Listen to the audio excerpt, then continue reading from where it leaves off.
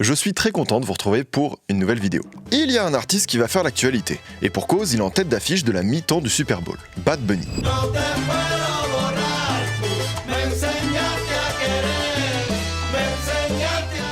C'est une reconnaissance historique pour sa culture, il fait partie des artistes les plus écoutés au monde, et ce depuis quelques années.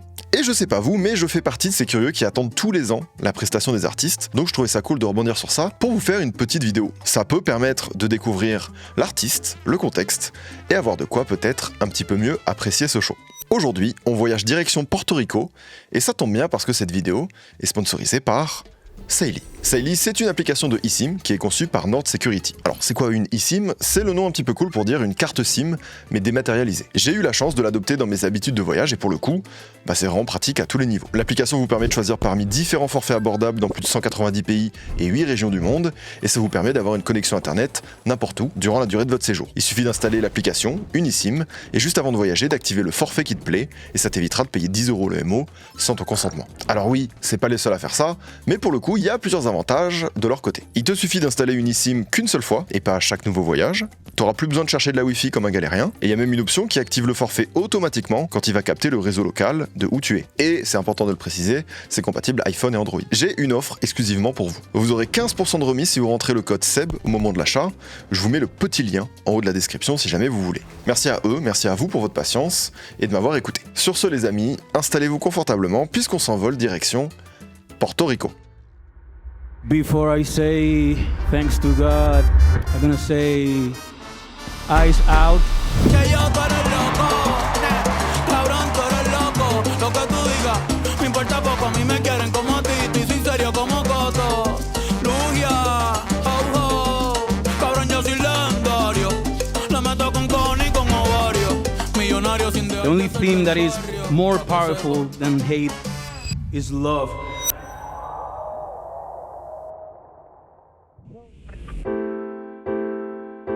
Benito Antonio Martinez Ocasio est né à San Juan, la capitale de Porto Rico, le 10 mai 1994. Très vite, sa famille déménage à Vega Baja, une ville proche de San Juan, dans un quartier résidentiel où il grandit avec ses deux petits frères. Le foyer est assez modeste, son papa il est chauffeur autoroutier, et sa maman est professeure d'anglais. Et depuis ses plus jeunes années, Benito, il voit ses parents aider les voisins, prêter main forte, donner quand ils peuvent. Ça peut paraître anodin comme anecdote, mais il a grandi dans une espèce de générosité, dans une solidarité qui va beaucoup le marquer. Vous comprendrez pourquoi. À part ça, l'enfance de Benito est plutôt classique. C'est un enfant sage, il est assez bon à l'école, il est très proche de sa famille, bref, rien de particulier. Et la musique fait très tôt partie de son quotidien.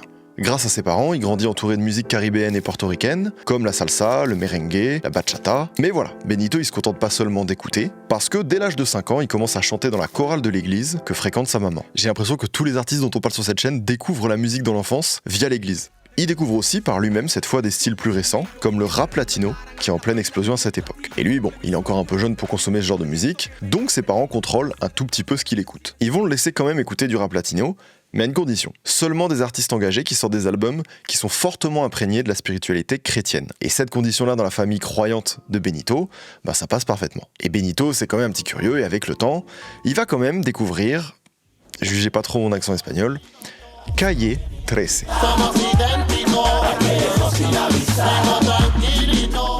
C'est un groupe de rap portoricain aux textes engagés et aux prises de position radicales qui va jouer un rôle capital dans sa vie. Grâce à ce groupe, il comprend que la musique peut être plus qu'un simple divertissement.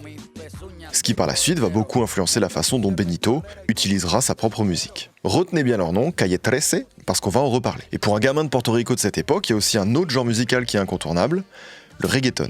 Pour la faire simple, c'est un style de musique qui est originaire des Caraïbes et qui est souvent réduit à une musique de fête, légère, sensuelle. Alors, c'est vrai, c'est une musique pour danser et s'amuser, mais c'est pas seulement ça. L'histoire du reggaeton commence au milieu des années 80, quand au Panama et à Porto Rico, des artistes reprennent des instrus de dancehall et de reggae jamaïcain et ils vont se servir de cette base pour rapper par-dessus en espagnol. C'est pour ça qu'on retrouve le mot reggae dans reggaeton.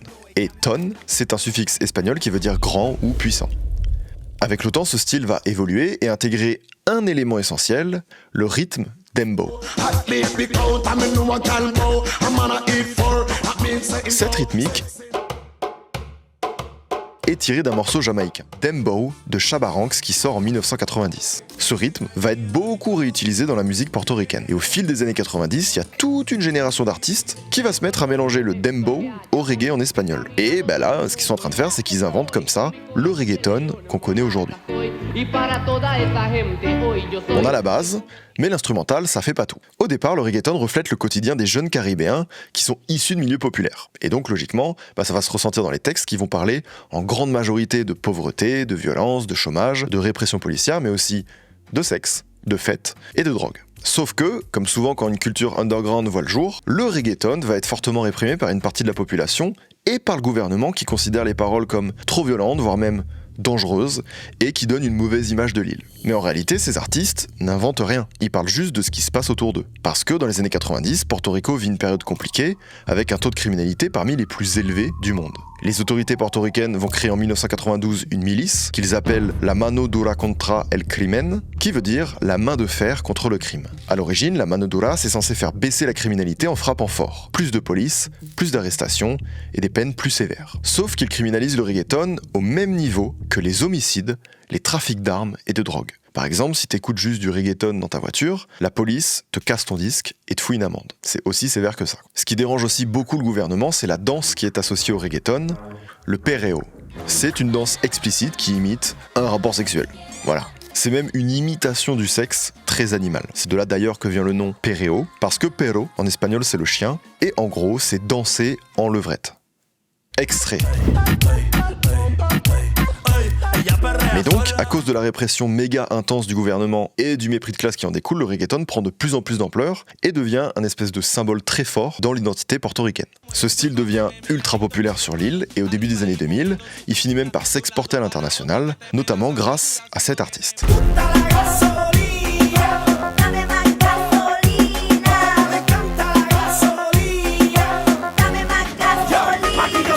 Quand Benito entend cette musique et voit l'impact qu'elle a eu à travers le monde, il se prend une claque. Et il a juste envie de marcher dans ses pas pour représenter Porto Rico à l'international. À partir de ce moment, le reggaeton va devenir une obsession pour lui. Il ira même jusqu'à mémoriser les horaires de diffusion à la radio de certaines musiques reggaeton pour être sûr de ne jamais les rater. Il tombe fou amoureux de ce truc. Tous les matins, à 7h50 pile, il est devant le poste de radio familial. Et ça devient sa routine. Impossible pour lui de se rendre à l'école sans en avoir écouté. Et si Benito est aussi accro à cette musique, c'est pas un hasard, parce qu'il grandit exactement en même temps que le reggaeton qui explose. À 13 ans, Benito quitte la chorale de l'église et commence à créer ses propres morceaux. Il est clairement influencé par le reggaeton et le rap latino dans lequel il a baigné. Il apprend à rapper, à chanter et à composer par lui-même. Mais tout ça, il le fait en secret. Parce que Benito, c'est un adolescent hyper timide, très introverti, qui a très peu d'amis, et il aime pas vraiment se mettre en avant, et donc il n'ose faire écouter ses morceaux à littéralement personne. Au lycée, il peut freestyler parfois devant ses camarades, mais il fait genre de pas vraiment prendre ça au sérieux, et il dit qu'il fait juste ça pour la blague. Mais au fur et à mesure des années, il prend confiance et il finit par confier à quelques-uns de ses amis très proches qu'il écrit et qu'il compose. Et ce tout petit cercle autour de lui va jouer un rôle clé, parce qu'ils vont l'encourager à partager sa musique sur Internet. Et après quelques années, grâce au soutien de ses amis, Benito saute le pas et finit par surpasser sa timidité. En 2013, il a 19 ans et il décide finalement de publier ses musiques sur SoundCloud. Et c'est à ce moment-là qu'il décide de choisir un nom de scène. Il lui faut un nom qui impose, un nom sérieux, qui défend sa musique coûte que coûte. Et il choisit Mauvais Lapinou. Alors, je vous rassure, il y a une histoire qui explique cette décision. Un jour, il retombe sur 7 photos, prises de lui quand il avait autour de 6 ans. C'est le jour de Pâques, et dans son école, les profs avaient l'habitude de désigner un élève qui se déguisera en lapin pour l'occasion. Et cette année-là, le rôle du lapin tombe sur Benito. Et même si on peut le voir sourire sur la photo, en réalité, il n'était pas hyper chaud d'être le lapin.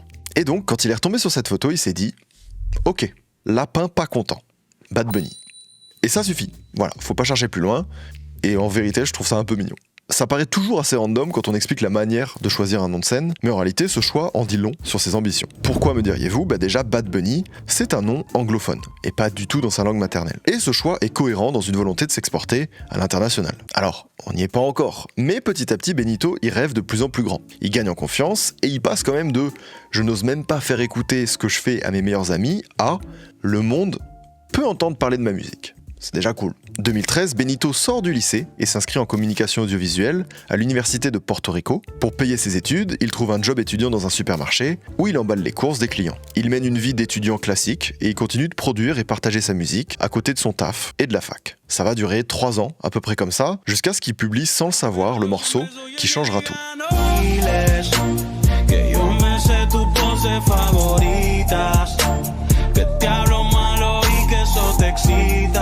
Jusqu'ici, les morceaux qu'il mettait sur SoundCloud plafonnaient à 60 000, 80 000 écoutes grand max. Ce qui est d'ailleurs, disons-le, loin d'être un flop pour un début de carrière. Mais cette fois-ci, tout va plus vite. D-Less dépasse les 100 000 écoutes en moins d'une semaine, 400 000 la semaine suivante, puis le million la semaine d'après. C'est un choc total pour Benito qui est encore étudiant, qui fait tout seul, des prods à l'enregistrement jusqu'au visuel. Le succès du morceau attire même l'attention de DJ Luyan, un producteur et DJ portoricain qui décide de signer Bad Bunny sur son label. Pour Benito, il vit un truc de fou, c'est un moment ultra excitant, mais attention, c'est risqué. D'un côté, c'est peut-être le début de la success story dont il a tant rêvé, mais d'un autre, un morceau qui perce comme ça garantit rien non plus, tu vois. Eh bien, malgré l'incertitude, il démissionne de son boulot et il décide de tout miser sur la musique. 6 mois après la sortie originale de D-Less, il republie une nouvelle version du morceau, mais cette fois, DJ Luyan fait jouer ses contacts et il va réussir à faire intégrer dans le morceau 4 des figures les plus importantes du rap latino du moment dans la nouvelle version. L'objectif de DJ Luyan est simple, il veut tout défoncer.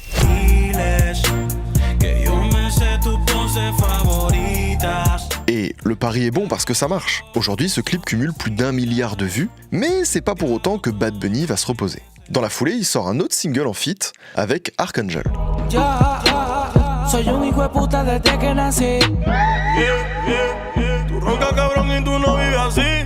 Et vous savez quoi? C'est encore un succès. Le clip atteint les 100 millions de vues en à peine 6 mois. Qu'est-ce qu'on peut dire? C'est un mélange de chance, de bons choix au bon moment, de musique qui parle aux gens. En vrai, c'est un peu un mélange de tout ça. Le fait est que tous les ingrédients étaient là et ça a pris pour lui. Pendant le reste de l'année 2016 et ensuite 2017, Bad Bunny continue de tout exploser sur son chemin. Il enchaîne les singles, les featuring et devient le rookie le plus prometteur de la scène trap latino. Je pense qu'on peut se le dire, Benito a fait le bon choix en misant tout sur sa passion, et rien qu'à ce stade, les conditions semblent réunies pour qu'il réalise enfin ses rêves. Mais le 16 septembre 2017, la vie de Bad Bunny et de tout Porto Rico bascule brutalement.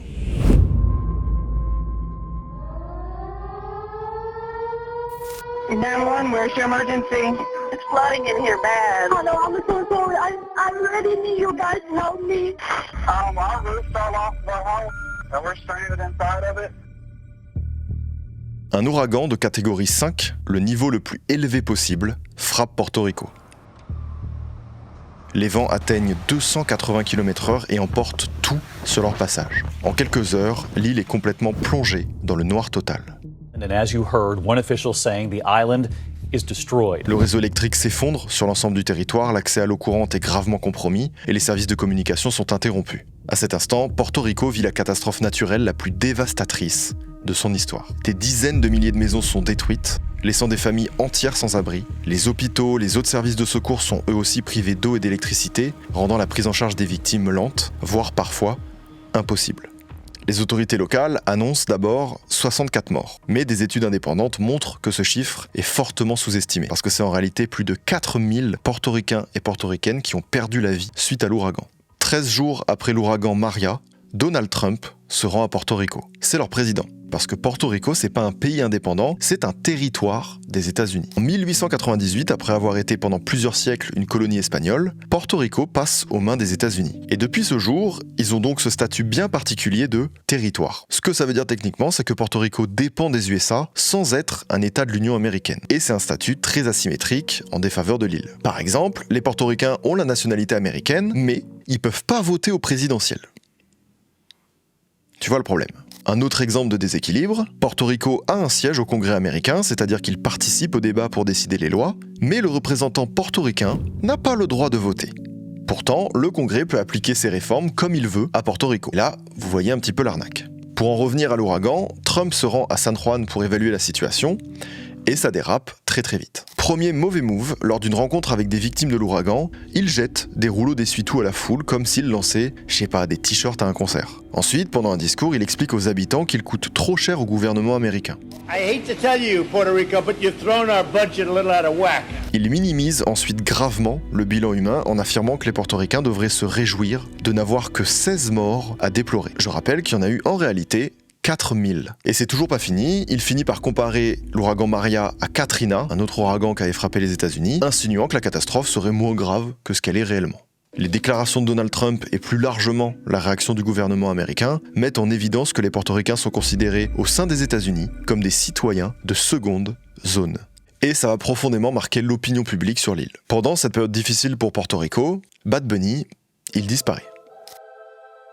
Bon, il disparaît surtout des médias et de la scène musicale, mais c'est pas pour autant qu'il se cache.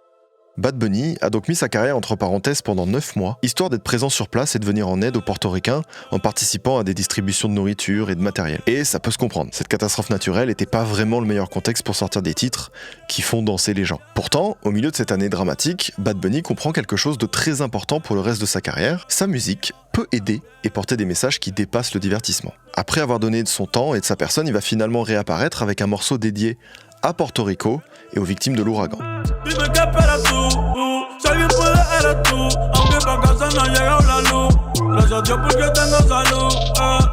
Tout ce qu'il s'est passé entre l'ouragan, Trump, le contexte de Porto Rico, etc., ça va clairement impacter le reste de sa carrière et on va très vite s'en rendre compte. Exactement 1 an après l'ouragan, il interprète le morceau en live lors de son premier passage chez Jimmy Fallon, ce qui marque aussi sa première apparition sur une grande chaîne nationale américaine.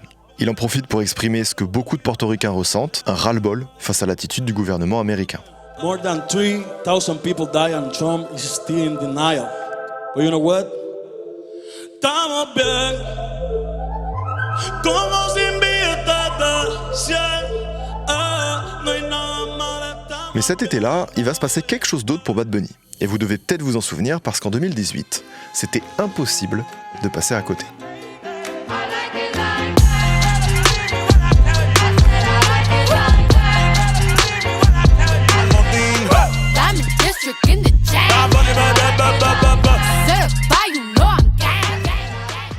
Ce morceau explose à l'échelle internationale. Il atteint la première place du Billboard et devient l'un des plus gros tubes de l'été 2018. Bad Bunny à ce moment-là passe d'artiste central de la scène latino à une figure incontournable de la pop mondiale.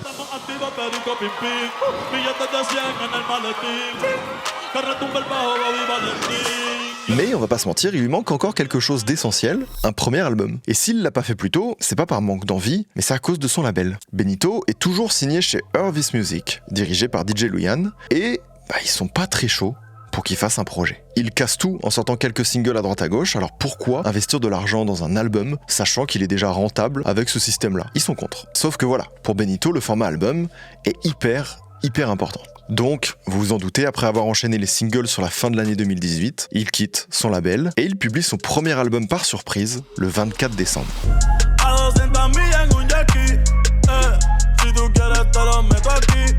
Le disque s'appelle Por Siempre, ce qui veut dire pour toujours, mais écrit comme ça. En gros, ça c'est une abréviation langage SMS hispanophone. Mais c'est aussi sa manière de dire, vous allez voir, je suis pas que un hitmaker, je suis là pour rester. Et alors que le public l'attend sur un projet rap latino, lui il surprend tout le monde, en passant par du reggaeton, de la synth-pop, du dembow, de la trap. Sur ce projet, il collabore autant avec des artistes portoricains que des superstars internationales comme Drake, Diplo. Pour son premier album, je ne sais pas si on se rend compte d'à quel point, c'est un luxe, juste à Drake, j'ai l'impression qu'il rentre par la grande porte. Donc c'est énorme, il étonne aussi son public avec des paroles beaucoup plus vulnérables et introspectives qu'on a l'habitude d'entendre dans le rap latino à cette époque.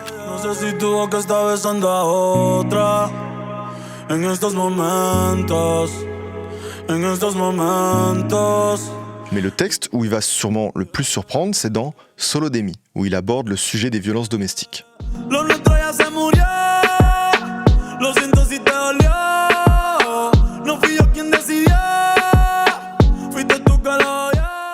Et que ce soit dans la façon d'annoncer son album, dans les styles variés du disque ou dans ses paroles, Bad Bunny fait les choses à sa manière. Et ça paye parce que ça le fait sortir du lot. La presse musicale américaine l'acclame, et en 2020, donc, Seulement un an après sa sortie, Rolling Stone le place en 497e position dans leur classement des 500 meilleurs albums de tous les temps. Même si t'es au fond du classement, c'est quand même cool d'être dans ce classement, on va pas se mentir. Por Siempre est même nommé l'année suivante au Grammy Award, et il est en compétition face à un autre de ses albums à lui. Ce qui est plutôt rare. Parce que oui, après l'énorme succès de son premier projet, Bad Bunny décide d'allier ses forces avec le rappeur latino le plus incontournable du moment, J Balvin. Que cantamos bien borrachos, que bailamos bien borrachos, nos besamos bien borrachos. Cet album commun devient un projet majeur pour le rap latino qui dépasse les frontières et qui marque un tournant dans le reggaeton moderne. Grosso modo, c'est un peu le Watch the Throne du rap latino. Oasis secoue tout le genre et devient un gros succès commercial. 2019, c'est donc une grosse année pour Bad Bunny. Il sort son premier album, qui défonce tout. Il sort un projet commun avec le plus gros rappeur latino du moment, qui défonce tout. Et en 2019 toujours, il part en tournée internationale pour la première fois de sa vie, et je crois qu'il défonce tout aussi. Il est au max, et alors qu'il est en train de tout exploser à l'international et qu'il réalise ses rêves, Porto Rico le rappelle. En juillet 2019, alors qu'il est à Ibiza pour ses premiers concerts en Europe, il annule soudainement sa tournée et rentre précipitamment à Porto Rico. Pourquoi ? Parce que son île est secouée par un scandale politique sans précédent. Des médias portoricains publient 900 pages de conversations entre le gouverneur Ricardo Rossello et plusieurs membres de son gouvernement. Et les échanges contiennent des propos choquants. Il se moque d'un homme obèse avec lequel le gouverneur avait posé sur une photo. Il qualifie l'ancienne présidente du conseil municipal de New York de p***. Ils tiennent des propos homophobes à propos du chanteur Ricky Martin qui est ouvertement gay. Et c'est même pas le pire, ce qui va vraiment mettre en colère les portoricains et les portoricaines, c'est que le gouverneur et ses associés vont jusqu'à faire des blagues sur les cadavres qui se sont accumulés après l'ouragan Maria.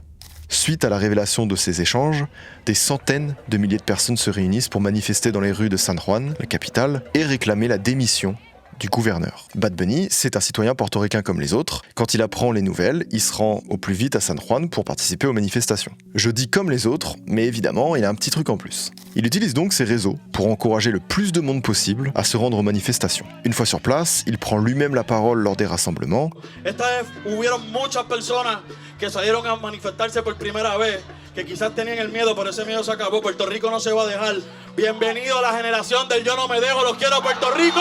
Et comme il l'avait fait après Maria, il se sert de la musique pour soutenir son peuple. 4 jours après le début des manifestations, Bad Bunny publie le morceau Afilado los Cuchillos, qui veut dire « on aiguise les couteaux ». On voit à peu près le mood. Mais il n'est pas tout seul sur la chanson. Il l'écrit avec la chanteuse Illé et surtout avec son idole d'enfance Residente, un membre de Calle 13. Cette chanson sort le 17 juillet 2019, en plein milieu des mouvements protestataires, et met des mots sur la colère et l'humiliation que les portoricains et portoricaines ressentent. Ce morceau devient rapidement un hymne qui va accompagner les 10 jours de manifs quotidiennes qui vont suivre.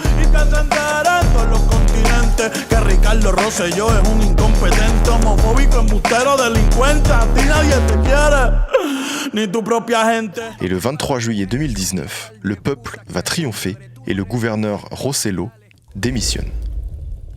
Entre l'ouragan et les manifestations, le début de la carrière de Bad Bunny coïncide avec une période particulièrement instable pour Porto Rico. Mais grâce au soutien sans faute qu'il apporte, fidèle à l'exemple de générosité et de solidarité qu'il a vu chez ses propres parents, il devient rapidement une petite légende sur son île. Sauf que Bad Bunny veut encore conquérir le monde. Et il enchaîne avec un deuxième album solo. Todavía yo te quiero, pero sé que es un error, porque ya tú no me quieres. Oui, ça c'est le nom de son deuxième album. YHLQ MDLG. En réalité, c'est un très long acronyme qui veut dire Yo hace lo que me da la gana, qu'on peut traduire par Je fais ce que je veux. Comme son précédent album, il le publie sans promo. Mais la réelle surprise dans cet album, ce sont les featuring. Il ne collabore qu'avec des artistes portoricains. Alors, ça paraît peut-être pas un truc de ouf dit comme ça, mais en réalité, c'est une prise de position qui est méga radicale. Bad Bunny, à cette étape de sa carrière, il peut collaborer avec quasiment qui il veut. Je vous rappelle que pour son premier album, il avait des petits noms comme Drake. Et je vous apprends rien si je vous dis que les États-Unis dominent l'industrie musicale mondiale. C'est aussi pour ça qu'on parle beaucoup d'eux sur cette chaîne, tu vois. Donc là, quand Bad Bunny décide d'inviter exclusivement des artistes portoricains sur son album, c'est une décision forte parce qu'en gros, il dit à l'industrie « Vous allez vous adapter à moi. Ma musique et ma culture peuvent conquérir le monde sans se corrompre, entre guillemets. » Et dans le cas de Bad Bunny, c'est aussi une prise de position en tant que portoricain face aux États-Unis. Comme collaboration sur l'album, on retrouve par exemple Daddy Yankee, une de ses idoles d'enfance, mais aussi 2 feats avec Nengo Flow, avec qui il avait déjà collaboré à ses tout débuts. C'est un pari risqué, oui, mais qui paye. Son album qu'on va appeler YHLQMDLG se place en 2e position du Billboard 200, ce qui en fait le projet hispanophone le mieux classé de l'histoire. Alors, je vais pas vous spoiler non plus, mais ça va devenir une habitude pour Bad Bunny de casser tous les records, accrochez-vous. Comme il l'avait fait sur Por Siempre, Bad Bunny utilise à nouveau sa musique pour faire passer des messages progressistes avec Yo Perreo Sola, où il aborde le sujet du consentement pour les femmes au sein du perreo, la danse dont je vous avais parlé au début. Il va sortir un clip pour accompagner le morceau qui va beaucoup surprendre, voire choquer son public. Yo perreo sola. Yo perreo sola. Perreo sola. Perreo sola. Sauf que, première petite polémique, le refrain de ce morceau, c'est pas Bad Bunny qui l'interprète, c'est la chanteuse Nessie, la seule collaboratrice féminine du projet, et il ne la crédite pas. Mais le vrai problème, c'est que cette absence de crédit entre en totale contradiction avec le message même de la chanson, où Bad Bunny est censé prôner le respect des femmes. Alors, ni Bad Bunny ni Nessie se sont exprimés à ce sujet, mais quelques mois plus tard, il publie un remix de Yo Perreo Sola en featuring avec Ivy Queen, une rappeuse et chanteuse portoricaine qu'on surnomme la reine du reggaeton, et qui est l'une des rares artistes féminines qui a réussi à s'imposer dans le milieu du reggaeton, majoritairement masculin. Que ningún baboso se me pegue. La disco se prende cuando yo llegue. A los hombres los tengo de hobby. Una malcria como una Yobi.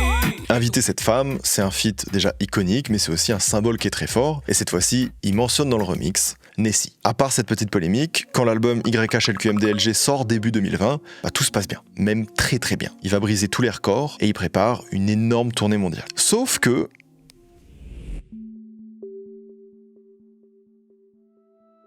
après un ouragan et après une crise politique, un nouvel événement va venir interrompre les plans de Bad Bunny, une crise sanitaire. Le monde est à l'arrêt. Pas de tournée, pas trop de promos, Bad Bunny s'enferme dans sa maison comme tout le monde. Mais comme avec l'ouragan et les manifestations, cette crise ne va pas l'arrêter. Au contraire. Pendant le confinement, il se met régulièrement à faire des lives, simplement pour divertir et pour échanger avec certains fans. Et pendant un de ces lives, il fait écouter des morceaux composés pour l'album, mais qu'il a finalement pas mis dans la tracklist. Dans les commentaires du live, le public réclame qu'il les publie, et le 10 mai 2020, il sort finalement un projet de 10 titres qu'il appelle « Las que no iban a salir », c'est-à-dire celles qui ne devaient pas sortir. Et pendant la suite des confinements et des restrictions, il se met à composer. Et c'est ainsi que quelques mois plus tard, en novembre 2020, il publie son 3e album, El Último Tour del Mundo.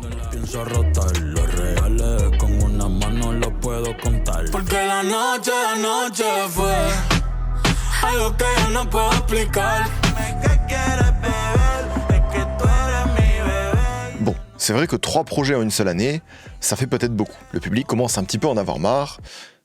Pas du tout. Dès sa sortie, El Último Tour del Mundo atteint la première place du classement Billboard. Et il devient donc le premier album de l'histoire entièrement chanté en espagnol à atteindre cette place. Donc, si on résume rapidement, en 2020, Bad Bunny détient 2 records de vente, et il remporte par la suite 3 Grammys, un pour YHLQMDLG, ça devient chiant à dire, et 2 pour Último Tour del Mundo. Et c'est pas tout. Grâce à ces 3 sorties sur la même année, Bad Bunny devient l'artiste le plus streamé du monde, selon Spotify. Ce qui est, une fois de plus, une première pour un artiste hispanophone. Juste bravo. Et après l'année qu'il vient de vivre, Bad Bunny décide de prendre un petit peu de temps off pour se mettre au catch. Le catch, c'est un sport très populaire à Porto Rico et Bad Bunny y baigne dedans depuis son enfance. Ça devient très vite un rêve pour lui de devenir un catcheur, donc quand l'occasion se présente début 2021, il n'hésite pas une seule seconde. La première fois qu'il va apparaître dans l'univers du catch, c'était simplement pour interpréter son titre Booker T. Et puis, c'est parti en couille. Et je crois que c'est pas en mode juste un événement, voilà, pour rigoler. Non, si tu vas sur le site de la WWE, il est dans les superstars. Et à côté de ça, il se passe plus grand chose niveau musique. 2021, c'est une des premières années, depuis son début de carrière, où Bad Bunny ne publie aucun album. Mais ça n'empêche pas pour autant de devenir pour la 2e année consécutive l'artiste le plus streamé. Le tout en ne mettant que des coups de guitare. Voilà pour la petite quête secondaire, la parenthèse catch, parce que courant 2022, il va sortir son 4e album, Un Verano Sin Ti. Oh oh, mami, dime por qué te fuiste. Comme à son habitude, Bad Bunny va briser tous les records, même ceux qu'il a lui-même établis. La semaine de sa sortie, l'album atteint la première position du classement Billboard et elle y reste 13 semaines consécutives. C'est genre 3 mois. Il devient aussi l'album le plus écouté de l'année, ce qui est une première pour un artiste hispanophone. Lors des Grammy 2023, Un Verano Sin Ti est nommé dans la catégorie album de l'année et, vous l'aurez deviné, c'est une première pour un album entièrement chanté en espagnol, autrement dit, hispanophone. Cet album va devenir l'album le plus streamé de l'histoire de Spotify, et là il n'y a même plus d'histoire d'artistes hispanophones, il explose le record historique, tout genre confondu. Alors, un peu de sérieux, tous ces chiffres, tous ces records, c'est fou. Mais ce qui est le plus impressionnant, c'est l'album avec lequel il parvient à les dépasser. Parce que Un Verano Sin Ti, c'est probablement le projet où Bad Bunny rend le plus hommage à la richesse musicale de Porto Rico. Et le tout en explorant un maximum de styles différents. Du reggaeton, du mambo, de la bachata, de la cumbia, etc. Mais au-delà des styles, ce qui marque, c'est les paroles et les thèmes qu'il aborde. Par exemple, dans le morceau El Apagón, qui veut dire l'extinction, il parle des blackouts très fréquents qui touchent Porto Rico depuis l'ouragan Maria. Mais El Apagón parle aussi d'extinction au sens plus large. L'extinction culturelle qui menace l'île. Il évoque la gentrification américaine sur Porto Rico, et notamment la privatisation des plages, rendant leur accès impossible aux locaux.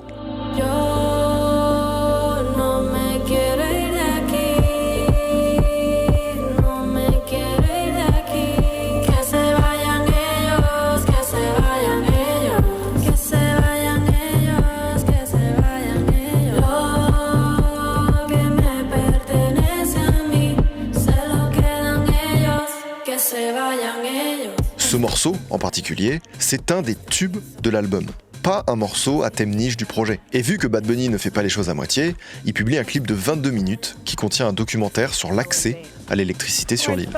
Donc on peut dire que Bad Bunny bat tous les records de vente en restant fidèle à lui-même, et c'est ça qu'on a envie de retenir. Il fait ce qu'il fait depuis le début, utiliser sa musique pour attirer l'attention sur les problèmes que traverse Porto Rico, et pour célébrer sa culture. Mais avec cet album, c'est à une toute nouvelle échelle. Et suite à ses succès, Bad Bunny devient pour la 3e année consécutive l'artiste le plus streamé de l'année. C'est une première pour l'histoire de blablabla, on s'y habitue. Cette fois, plus que jamais, Bad Bunny résout le dilemme qu'il tiraille depuis le départ. Devenir une superstar internationale et rester fidèle à Porto Rico. Et après cette année de fou et tous ses accomplissements, il décide de prendre une nouvelle petite pause. Et il disparaît des réseaux pendant 5 mois.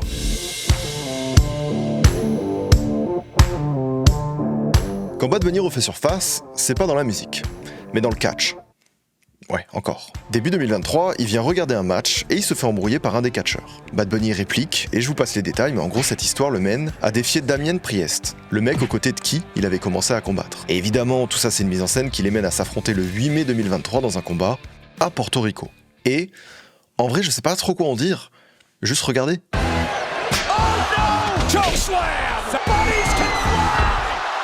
Dites-vous qu'il a même son personnage dans le jeu de WWE 2023. J'imagine que c'est plutôt cool quand c'est une de tes passions d'enfance. Bref, on referme pour de vrai là officiellement cette parenthèse, et d'ailleurs à ce jour Bad Bunny n'est jamais retourné sur un ring. Et si vous vous demandez pourquoi, sûrement parce qu'il a d'autres choses à faire, comme par exemple être la tête d'affiche de Coachella. Et vous allez jamais me croire, mais c'est une première pour un artiste hispanophone. Vous me le dites quand vous en avez marre.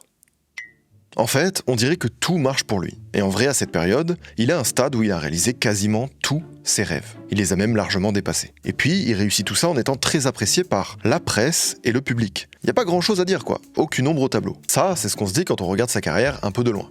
Mais en réalité, les choses sont un peu moins parfaites. Parce qu'évidemment, être l'artiste le plus écouté du monde vient avec son lot de problèmes. Il est suivi par les paparazzi, par ses fans, et à force, Bad Bunny, ça, il ne le supporte plus.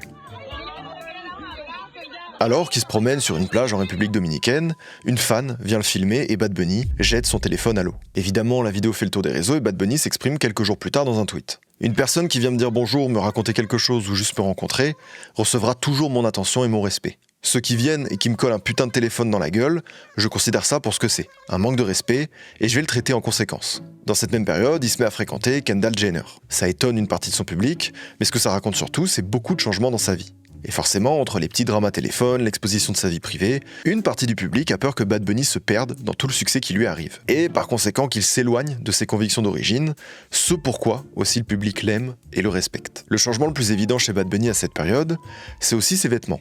Il passe des tenues méga extravagantes à un style plus mainstream. Alors qu'en réalité, ce changement de style, c'est surtout sa manière d'annoncer la nouvelle ère qui accompagne son prochain album, qui sort le 13 octobre 2023. Mira cómo me muevo. Cabrón, yo cambié el juego. Un igual la disco va a dejarte en cinta. Lo rica que te da chingando. Sur cet album, Bad Bunny fait tout différemment. Contrairement à la plupart de ses projets précédents où il explorait un maximum de genres musicaux différents, là la majorité de l'album c'est de la trap, avec quelques tracks de Jersey ou bien du reggaeton. Il sample aussi des artistes étonnants comme Madonna, mais aussi Aznavour et Dalida.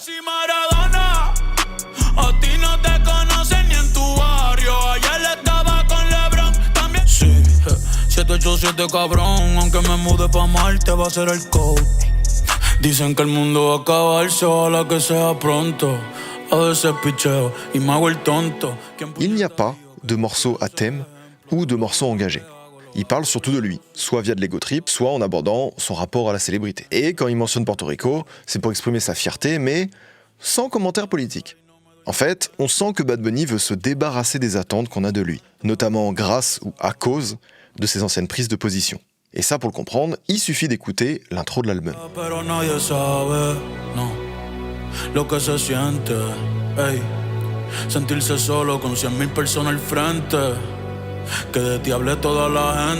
Avec ce projet, Bad Bunny bat un nouveau record en devenant l'album le plus streamé en une seule journée sur Spotify. Après ça, il part en tournée aux États-Unis exclusivement et avec seulement quelques dates à Porto Rico. Et après ça, Bad Bunny redisparaît des radars.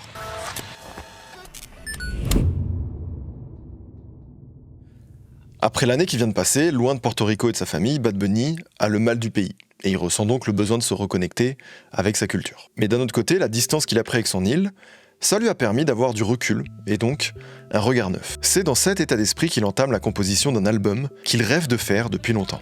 Un disque qui sera dans la lignée de Un Verano Sin Ti, en célébrant la culture portoricaine, mais qui aussi saura parler aux jeunes comme aux plus vieux. C'est Debí Tirar Más Fotos.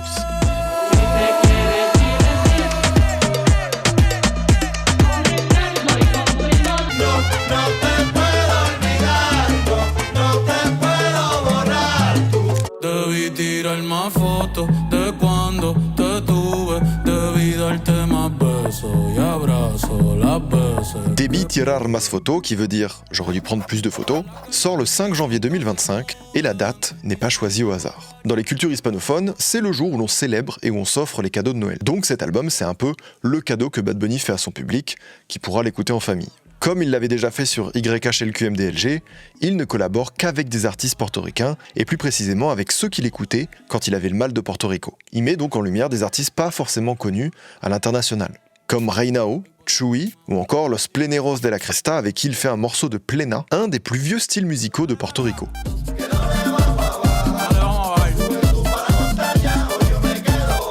Est-ce que vous connaissiez la plena? Parce que moi non plus. Et c'est exactement le but de Bad Bunny. Faire découvrir les recoins les plus nichés de sa culture, que parfois même les jeunes portoricains et portoricaines connaissent mal. Comme autre style sur le disque, on retrouve aussi évidemment du reggaeton, de la salsa, de la bomba, et même de la musique ribara.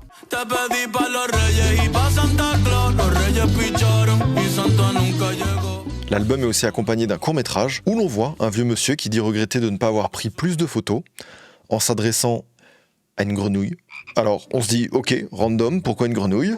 Mais encore une fois, vous allez voir, c'est pas un hasard. Depuis longtemps, cette grenouille qu'on appelle El Coqui, elle est utilisée comme symbole pour représenter la culture portoricaine parce qu'on ne la trouve quasiment que sur l'île. Et malheureusement, elle est aujourd'hui en voie d'extinction. Bad Bunny, dans son court-métrage, il utilise cette grenouille comme symbole pour faire passer son message. Il faut préserver la culture de Porto Rico, notamment face à la gentrification américaine. Le dialogue entre le vieil homme et la grenouille explique l'intention de Bad Bunny avec ce disque. Et le titre de l'album vient appuyer cette idée, qui est autant perso que politique. J'aurais dû prendre plus de photos de mes proches avant d'être vieux, mais aussi de ma culture avant qu'elle ne disparaisse. Et ces thématiques ne sont pas seulement présentes dans le court-métrage, elles sont aussi largement abordées dans les paroles de l'album.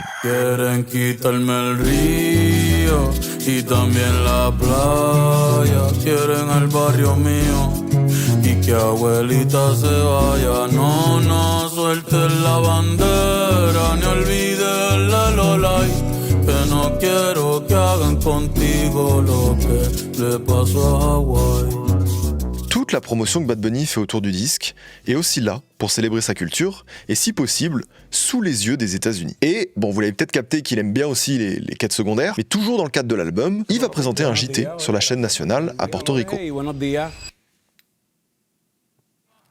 Durant l'été, il va organiser une résidence de 30 dates à Porto Rico, qu'il appelle « No me quiero ir de aquí », qui veut dire « je ne veux pas partir d'ici ». Et il va réserver les 9 premières dates exclusivement aux résidents de l'île.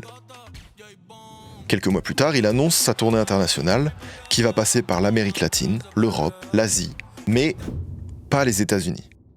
Et la décision de Bad Bunny étonne son public parce que une grande partie de son public vit aux USA. Mais s'il fait ce choix, c'est en réalité à cause du climat politique actuel, notamment autour de l'immigration. Depuis le retour de Trump à la Maison-Blanche, l'ICE, c'est-à-dire le service de l'immigration et des douanes des États-Unis, multiplie les opérations d'expulsion. Pour vous donner une idée, selon les chiffres du gouvernement, l'ICE aurait expulsé 605 000 personnes en 2025. Leurs méthodes sont violentes, parfois illégales, et ont causé la mort de nombreux civils. Ces opérations de contrôle d'identité et détention touchent notamment les communautés latino-américaines, et donc si Bad Bunny décide de ne pas jouer aux États-Unis, c'est en grande partie par crainte d'une présence de l'ICE devant ses concerts qui pourrait mettre en danger son public. Mais cette année, il va quand même faire une date aux États-Unis. There it is, it's official. Puerto Rico's finest, Bad Bunny, will be the Apple Music Super Bowl 60 halftime show. Le 29 septembre 2025, la NFL annonce que Bad Bunny assurera le show de la mi-temps du Super Bowl. C'est une annonce historique parce que ce sera la première fois qu'un artiste exclusivement hispanophone assurera la mi-temps en solo. C'est historique, mais ça plaît pas à tout le monde, notamment à Trump, qui réagit quelques jours plus tard. I never heard of him. I don't know who he is. I don't know why they're doing it. It's like crazy. And then they blame it on some promoter that they hired to pick up entertainment. I think it's absolutely ridiculous. Le promoteur lambda auquel il fait référence, c'est tout simplement Jay-Z, qui depuis 2020 coproduit la mi-temps du Super Bowl et qui est responsable de choisir les artistes. Dans ce contexte tendu, un conseiller du ministère de la Sécurité intérieure, proche de Donald Trump, déclare qu'une présence d'agents de l'ICE sera prévue au Super Bowl pour appréhender et pour contrôler l'identité du public. De leur côté, les médias conservateurs ou républicains ont eux aussi largement commenté la mi-temps. Bad Bunny Rabbit or whatever his name. I guess they have to learn Spanish if they want to know what he's saying. Versus just the language and the political choices. Bref, sa présence fait polémique. Mais Bad Bunny, lui, n'a pas réagi, à part brièvement lors de son passage au SNL en octobre dernier. People are wondering if I can host this show because English is not my first language. I don't know if they know, but I do whatever I want. En fait, sa réponse à tout ça, ce sera sûrement sa performance en elle-même. Au moment où je tourne là cette vidéo, on ne sait pas encore ce que Bad Bunny prépare pour le Super Bowl, mais ça paraît assez évident qu'il va utiliser ce moment pour faire passer des messages politiques et engagés, et c'est d'autant plus probable au vu du contexte politique actuel. Comme il le fait déjà sur ses concerts avec les mises en scène, les tenues, les invités, ou tout simplement la tracklist, Bad Bunny va pouvoir défendre et représenter sa culture sur l'un des événements les plus regardés au monde. En se penchant sur son parcours, on se rend compte que Bad Bunny a toujours été tiraillé entre deux rêves qui semblent un peu incompatibles. Devenir une superstar internationale et rester fidèle à ses valeurs et à sa culture. Je dis bien qu'il semble incompatible parce qu'au final, il a plus que réussi à combiner ces deux ambitions. Entre l'ouragan, les manifs, la crise sanitaire, etc., il a toujours su s'adapter et rendre sa musique utile depuis le début. Il a des records et c'est bien, mais il les a surtout avec des prises de position. Il a réussi à briser des cases dans lesquelles l'industrie musicale enfermait les artistes latinos depuis des années. Alors oui, il y a encore du travail, mais ce qui est sûr, c'est que Bad Bunny, en faisant sa place, il facilite peut-être un peu les choses pour celles et ceux qui arriveront après lui. Ce que je veux dire par là, c'est qu'il avait devant lui un couloir où il aurait pu 1000 fois choisir la facilité. Je pense qu'on se rend pas compte à quel point c'est difficile de devenir mainstream. On pourrait croire qu'il suffit juste de chanter des musiques un peu catchy. On a tous en tête des artistes qui respectent des codes assez lisses et qu'on associe à cette image. Mais ce qui est intéressant avec lui, c'est qu'il a réussi à atteindre ce niveau de popularité, à le dépasser carrément, sans avoir à diluer ses engagements et sa créativité. Il fait mieux en restant fidèle à lui-même et à sa culture. Et c'est ça qu'on veut retenir. Ce qui va se passer là, avec le Super Bowl, c'est génial, parce que c'est peut-être la performance qui symbolise le mieux les accomplissements de Bad Bunny jusqu'à aujourd'hui. Il peut faire résonner ses combats dans le pays qui cherche à les rendre invisibles depuis si longtemps. C'est une occasion en or. Et je rappelle qu'il n'a que 31 ans, donc encore beaucoup de temps pour se réinventer, pour nous surprendre et pour se lancer dans peut-être des nouvelles quêtes secondaires, qui sait. En tout cas, je reste persuadé qu'il lui reste encore plein de choses à explorer et j'ai très hâte de suivre tout ça. Merci à vous d'être restés jusque-là, j'espère que ça vous permettra peut-être de regarder cette mi-temps du Super Bowl avec un autre regard, avec peut-être des attentes. Merci une dernière fois à Seili de sponsoriser cette vidéo, de nous soutenir, comme toujours. Pensez à vous abonner, à laisser un petit j'aime si jamais ça vous a plu. N'hésitez pas à vous servir de l'espace commentaire pour corriger, pour rajouter des infos. Je sais qu'il y a plein de gens qui les lisent, dont moi, et je vous en remercie, parce que vous me faites tout le temps des super coms, et j'ai envie que ça continue comme ça. Et je vous embrasse. Nena pen tamponaton. Tanapum pim pam penim.